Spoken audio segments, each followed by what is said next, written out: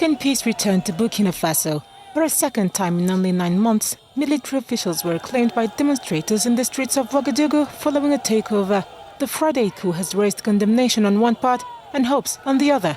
The spokesman for Guinea's military government offered his perspective on the situation.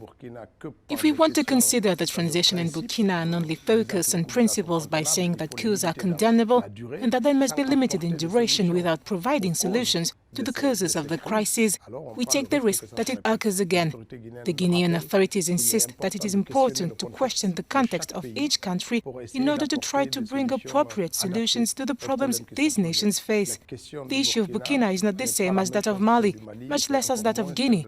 Therefore, each country has its own specificities that must be taken into account. Starting in 2015, the jihadist insurgency spread to Burkina from neighboring Mali. Ousted Colonel Demiba took the reins of the country, vowing to make security a top priority. He would visit the troops commissioned with reclaiming the 40% of Burkina's territory out of the government's control.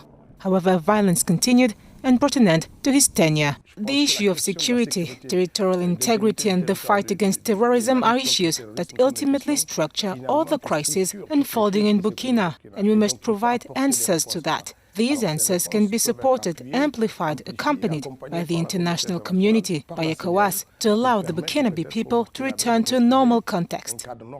As Burkinabes wait for a return to normal, 2 million are still internally displaced, when others are trapped in localities controlled by terrorists. New coup leader Traoré argued soldiers lacked the basic logistics under Demiba. It remains to be seen if he can turn around the crisis.